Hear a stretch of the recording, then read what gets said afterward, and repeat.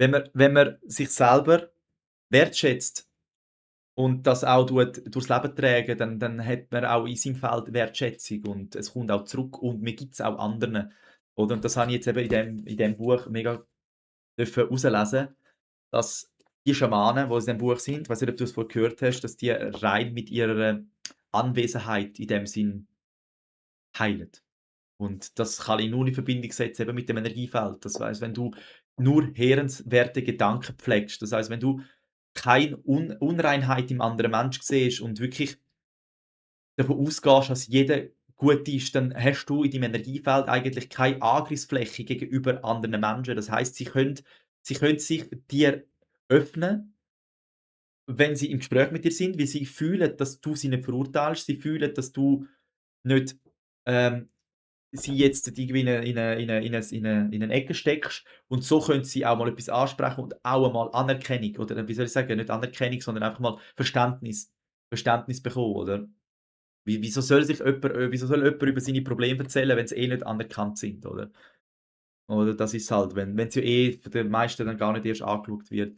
Und das Schöne ist halt auch, das habe ich jetzt heute so für mich dürfen lernen, dass ich ja schon auch merke, dass schon rein meine Anwesenheit eben genau das macht bei Menschen. Es löst Blockaden, schon rein nur die Anwesenheit, oder? Sie fühlen sich in meiner Gegenwart wohl, besser und da schaffe ich jetzt auch dran, effektiv dran, weil ich auch das immer mehr verstehe, dass das geht und lustigerweise das jetzt verstehen, nachdem ich angefangen habe, eben Substanzen wegzulassen, die meiner Meinung nach halt gleich in meinem Energiefeld sind, wo ja jetzt nicht mehr sind. Das heisst, ich trete jetzt eigentlich mit einer reinen nüchternen, kleinen, Energie gegenüber anderen oder in anderen ihre Energiefelder. Das heisst, ja, und das finde ich grad 'n sehr schönen Gedanken, wo mir selber auch noch mehr Freude gibt, oder wirklich auch schauen, wo mir auch Ansporn gibt, so: „Hey, schau, das mache ich gut und nicht, ich muss jetzt ab und zu mal etwas nehmen, wo ich eigentlich gar nicht will, weil ich mir ja mal gönnen sollte, sondern eben ich gönne mir nicht, ich tue mir damit eigentlich schlecht. Wie ich mich kenne, tue mir schlecht mit ab und zu.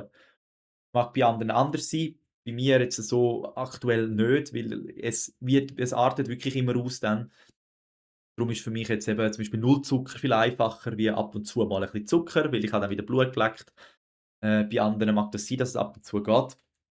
Genau, und da finde ich halt auch sehr schön, dass ich ja, also, es gibt mir auch Kraft da und Freude, dass ich dranbleibe, weil ich weiss oder für mich so verstehen und fühlen, ey, dass ich da einfach, und ich bin ja in dem Sinn auch 'n Schaman, oder? Es ist das Lustige, dass ja auch, wenn ich Bilder oder so mal ChatGPT gegeben habe, von mir hat er gemeint, ich sei 'n Indianer, oder? Und, ich fühle mich schon auch ein bisschen zu dem Ganzen hingezogen. Ich habe auch 'n Gelstich, Orangestich in der Haut so, nicht braun, sondern eher so orangelich.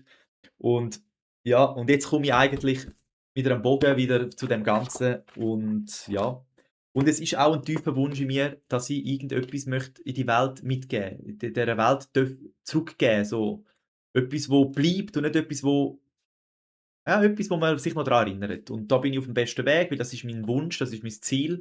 Und mittlerweile merke ich halt immer mehr, ich kann vieles im Stillen machen.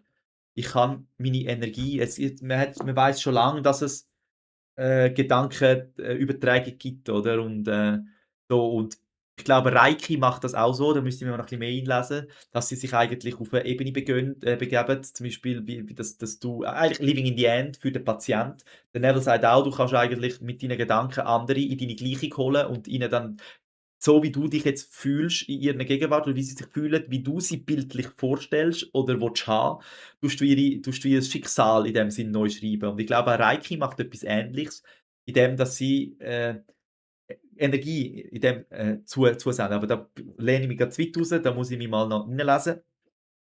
Finde es auf jeden Fall spannend, dass ich eben das jetzt gefunden habe. Alles zu seiner Zeit und mich jetzt auch wirklich damit kann identifizieren mit dem Ganzen. Und es hat auch Übungen drin.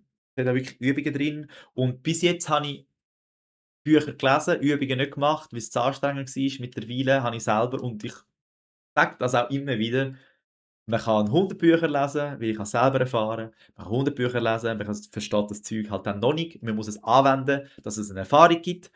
Wenn es eine Erfahrung gibt, glaubt man öfters dran. Wenn man öfters dran glaubt, wird es ein Glaubenssatz. Wenn es ein Glaubenssatz ist, musst du nichts mehr machen. Dein Leben sortiert sich von allein.